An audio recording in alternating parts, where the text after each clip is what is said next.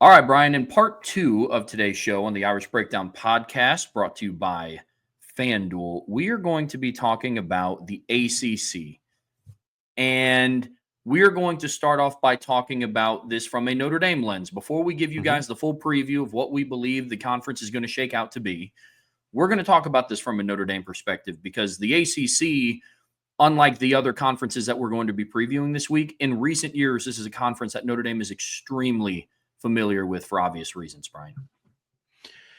It is obviously Notre Dame joined joined the ACC for most of their sports back in 2014 is the first year that was the case, and that's back when they started a partnership with the ACC where they play a minimum of 5 games a year against the ACC. And Notre Dame has always done well against the ACC, Trevor, but one of the things that signaled their emergence as a football power, or at least the team that was on the verge of it, is when they got to that period of time where they really started to kind of dominate the league.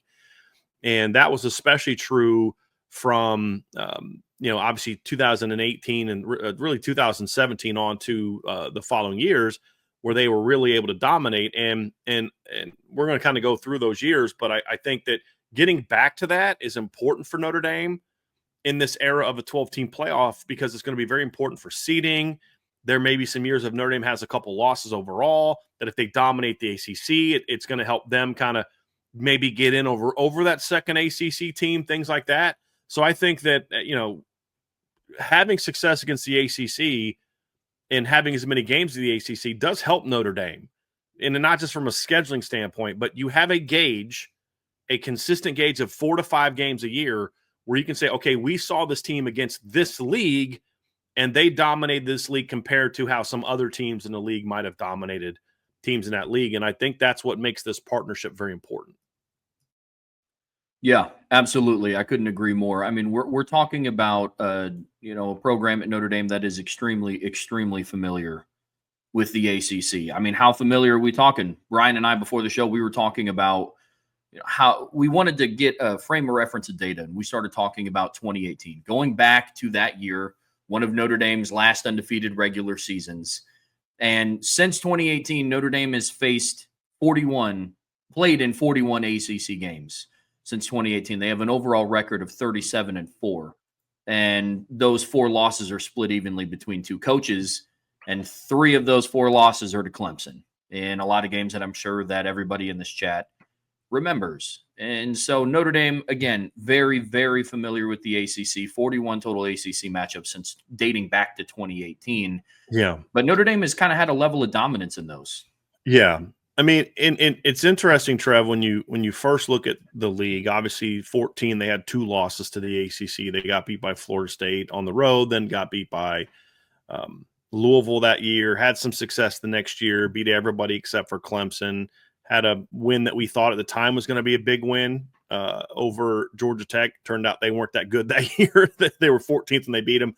Then you got in 2016 and Notre Dame loses 3 ACC games, 4 if you count teams that are now ACC, and only had 2 ACC wins, which is the weird thing about that year is one of those wins over an ACC team was over a Miami team that won 9 games and finished in the top 20 that year, which just kind of says some of the just the weirdness of that year. But really 2017 is when you started to see things somewhat turn, but you still then had that blowout loss to Miami. So you weren't completely dominating the league.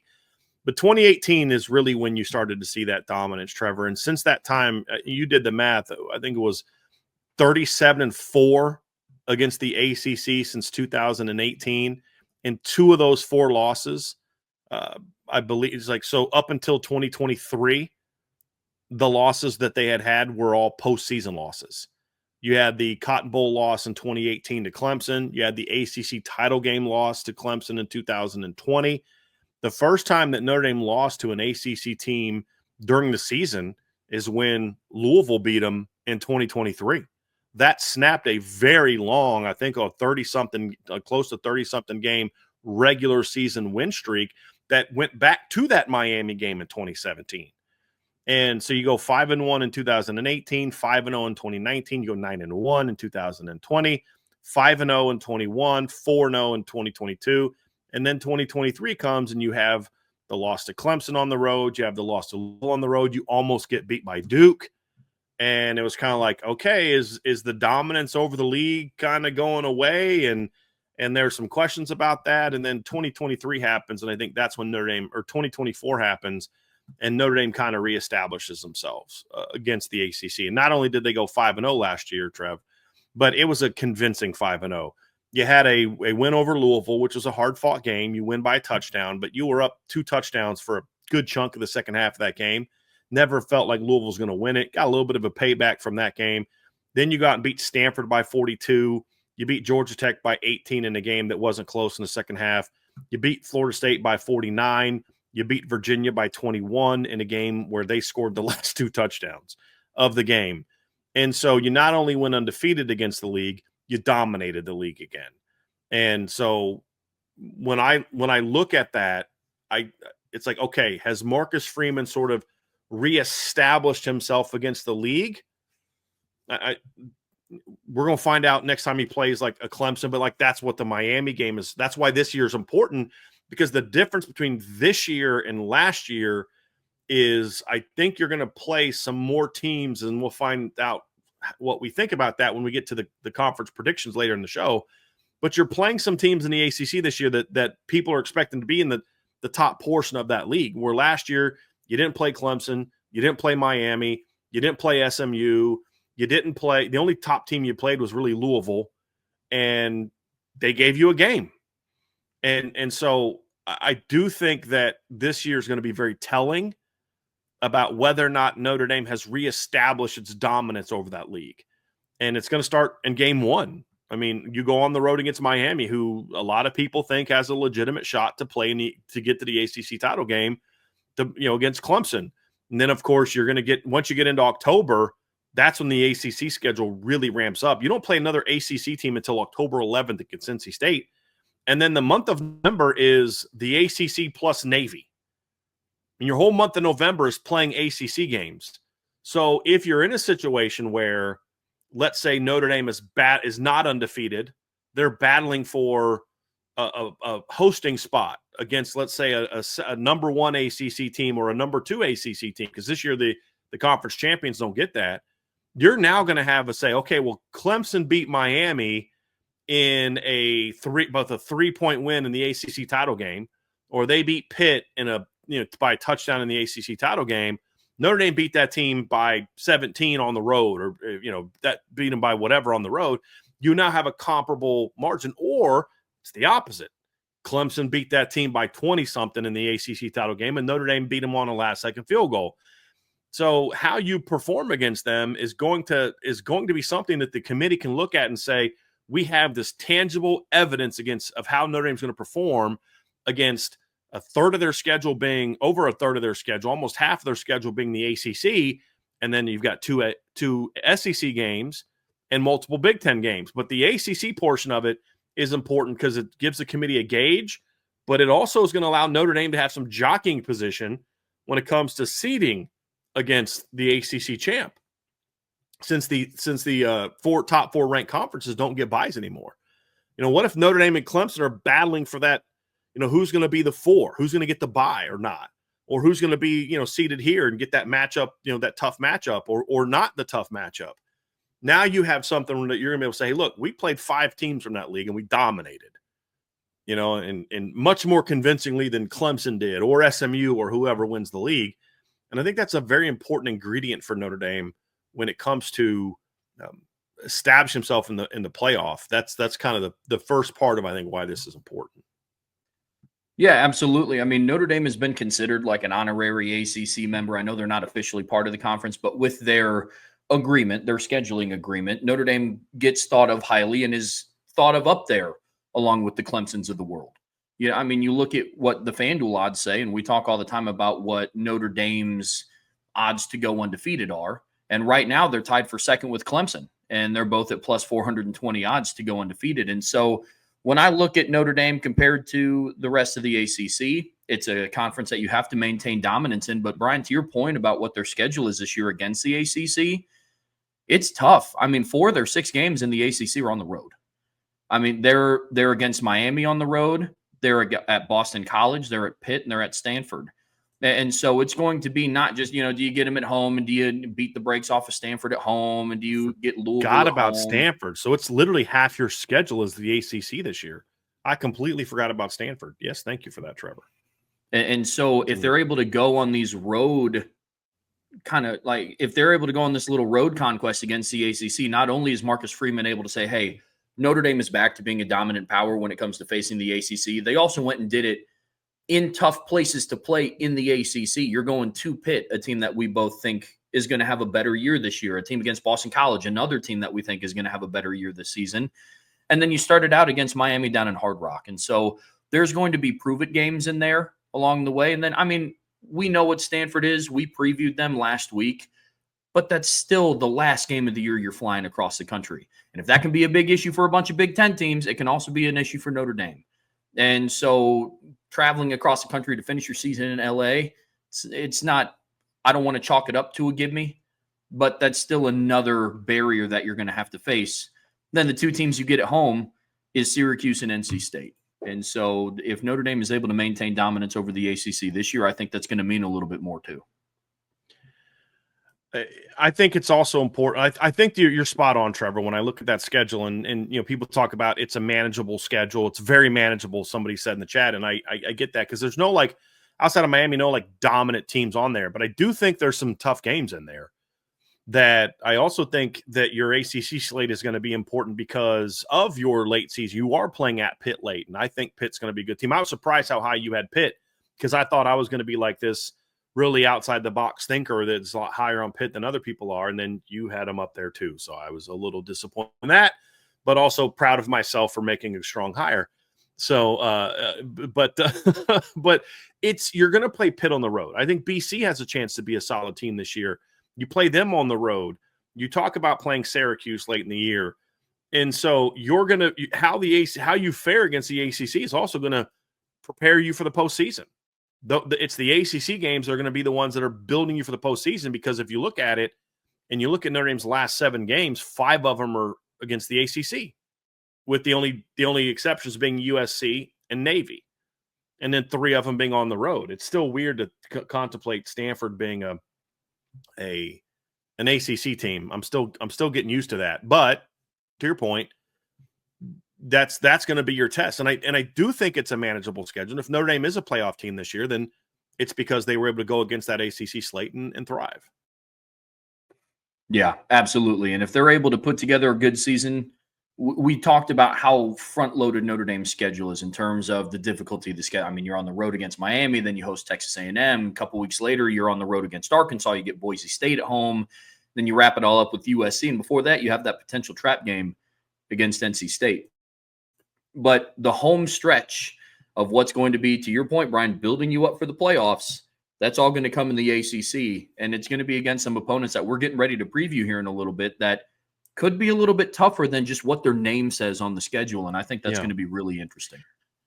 I also think there's a level of this is important for Marcus Freeman and the program big picture as well, not just for the 2025 season, because you did dominate the ACC for a long period of time. Really from 18 to 23, you dominated the league. Even Marcus Freeman's first year in 2022, there was obviously plenty of ups and downs, but the ACC slate was one of the bright spots of Freeman's first year. You beat North Carolina on the road convincingly. You beat Syracuse on the road convincingly. You blew out Clemson. You blew out. If they didn't have a single-digit game against their 4 ACC opponents that year, Trevor, they beat North Carolina by 13, and it wasn't that close. They pulled their starters when North Carolina's last touchdown or 2 were against backups. You beat Syracuse by 17 on the road in a convincing win where it was big. Game was basically over at halftime.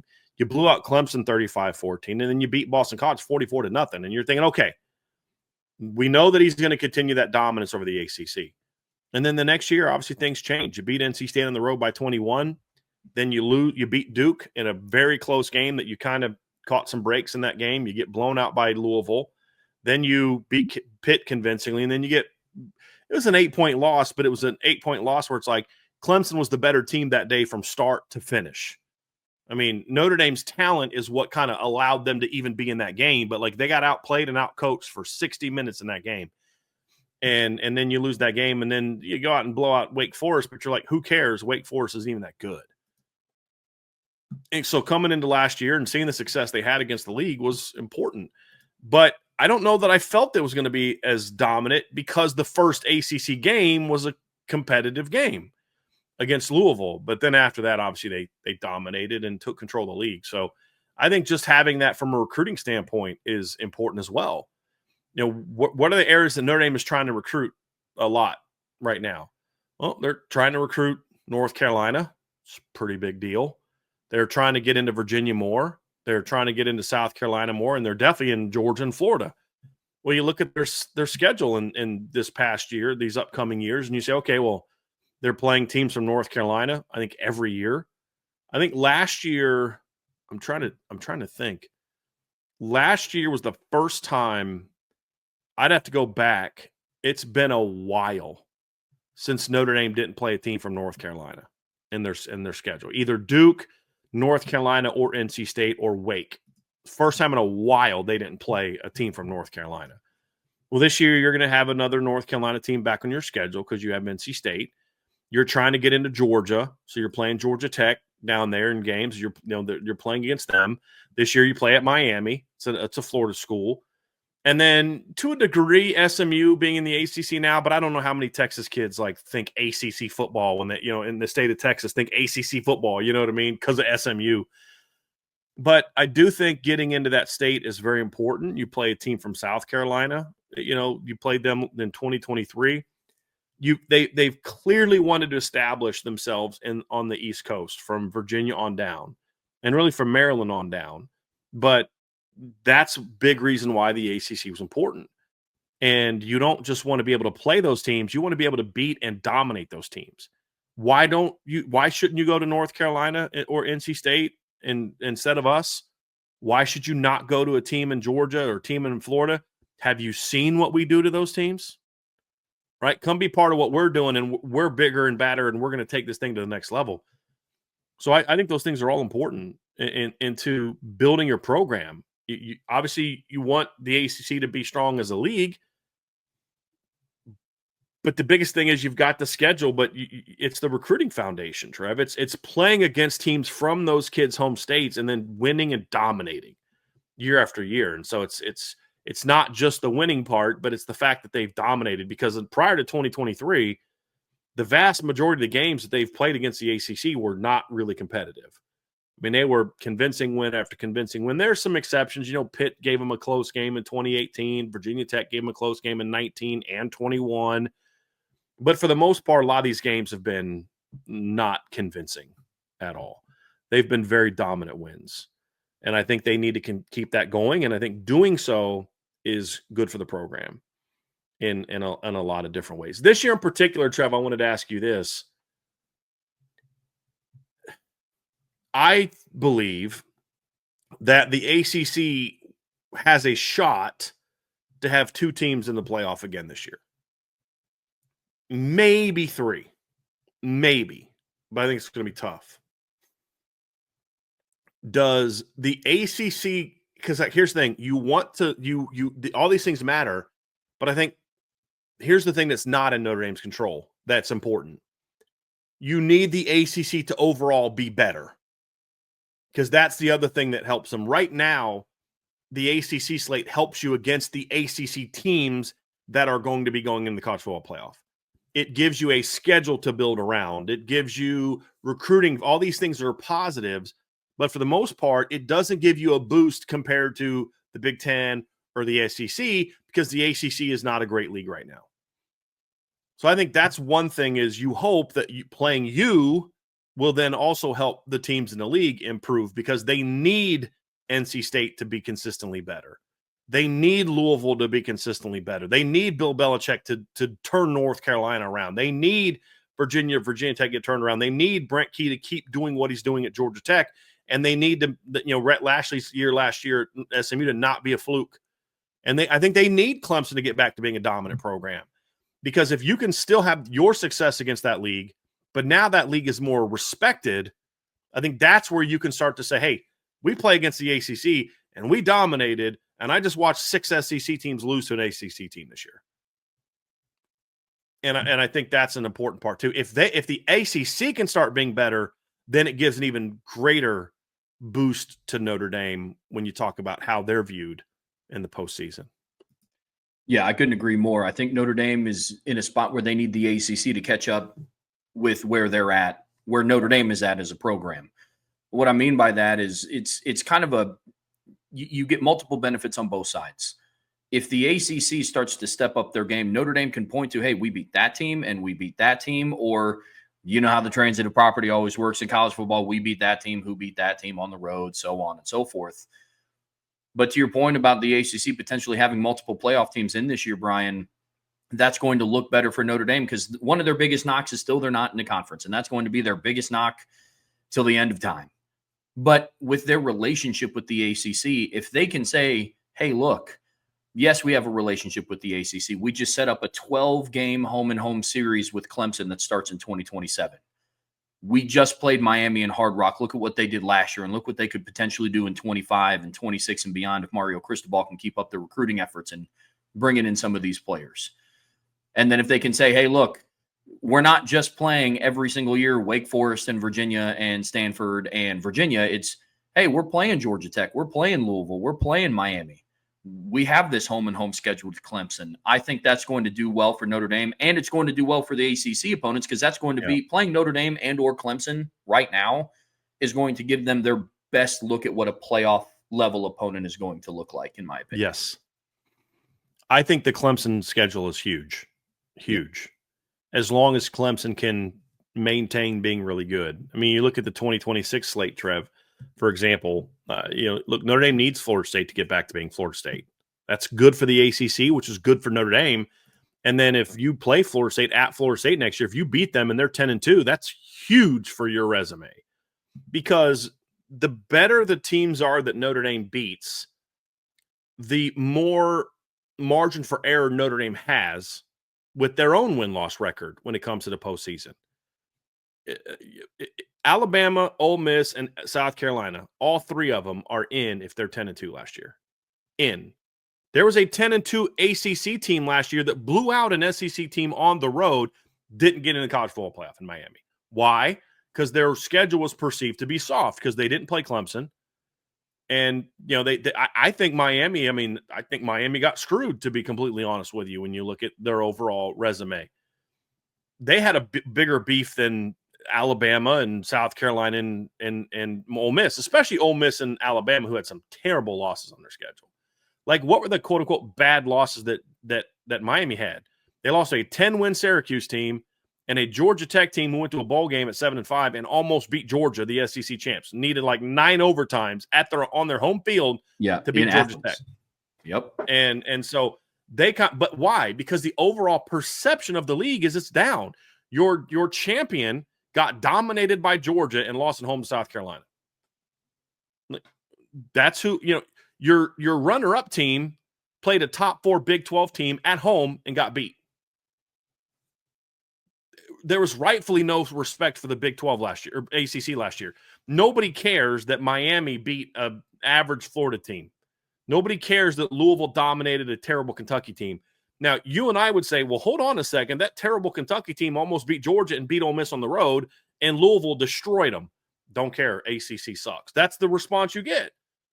And so I do think it's important for the ACC to get better. I think it's important for Notre Dame. If Florida State is getting back to being Florida State and Miami gets back to being the U, next year's schedule looks a whole lot different than it does with what those teams have been for the most part of the last decade. Florida State had that nice 2-year stretch in 22 and 23, and then 24 they fall back down to earth. I mean, Florida State in the last 5 years has had as many sub 500 seasons as they've had 10+ win seasons, 2-2. And obviously Miami's just been kind of okay. You hope that Bill Belichick can win, you can get North Carolina back on track and being what we thought Mac Brown was going to do for that program. Because if they're good again and you go into Chapel Hill next year and beat them, now all of a sudden your resume gets boosted as opposed to who cares what was going on in the SEC and the Big Ten. And that's where it's at right now. And the thing that's hurt the ACC is there have been very few years where Florida State, Miami, and Clemson were all good. Very few years where they were all good. There's been years where 1 or 2 of them are good, But when Clemson started their ascent, that's when Florida State started their descent under Willie Taggart, and then obviously, the beginning of the Mike Norvell era, and it just hasn't been great. So they need it. They need it to be a stronger league overall. And that's my advice to the ACC is stop being pissed at Notre Dame and start using Notre Dame. Stop whining about, Notre Dame gets to do this and this and this, and look at it as a blessing. Hey, we get to actually have games against Notre Dame. Hey, you come here, you get to go, some teams are going to say, hey, you get to go to play Notre Dame Stadium twice in your career as on top of the ACC. You're going to be on national TV because we get to play Notre Dame and Clemson. And, those are things that they should be able to look at and say, hey, we're going to sell Notre Dame being part of our league, even if they're not, if they were smart. But the coaches just spend their time whining about Notre Dame. And it's like, how about you get good? You have a standard bearer in your league, and it's not Clemson right now. It's not Florida State right now. It's Notre Dame. Like, try to learn how to beat them, because if you can beat them, it can be great for your program. Look at the transfer class Louisville brought in that next year after beating Notre Dame as part of the sell that Jeff Brom had. Those things are huge. You just got to have the right mindset of it. So I'd like to see the ACC get back on track, and it's imperative that Florida State gets back on track. Well, they're a 9+ win team every year. It's imperative that Miami does the same thing. You're a 9+ win every team, and you need at least one of the Carolina teams to step up and be good. I don't care if it's NC State or North Carolina, to be a perennially good team. I think that's a big part of it. And Andrew Gilmore asked a question about how do the rumors of Clemson and North Carolina leaving as early as 27 affect the perception? Very much so. When it comes to recruiting, I don't think it affects the perception based on the beginning of our conversation, which is how they're viewed in the playoff. I don't think that matters. I think what matters there is how are those teams doing against other non-ACC teams. Like if they're out there winning games against other Power 5 leagues and looking impressive, no one's going to care what they're doing a couple years from now. They're going to care about, hey, right now this is a good league. So perception, it hurts perception for Notre Dame off the field, from recruiting, from those type of things, from how people perceive the league. But I don't think it really has a lot of impact on what happens on the field. For Notre Dame, it doesn't help the league if those teams are good, because then there's all this turmoil. But as far as how the playoff committee is going to view it, I think it helps. And I think there's a lot of BS to some of those rumors. I really do, but they're not going to stop, and they're not going to stop because you sued the league.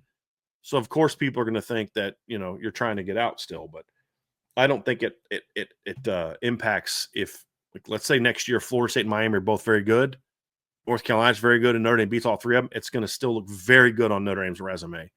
It won't care that in a year one of those teams might not be in. That's where I'm at.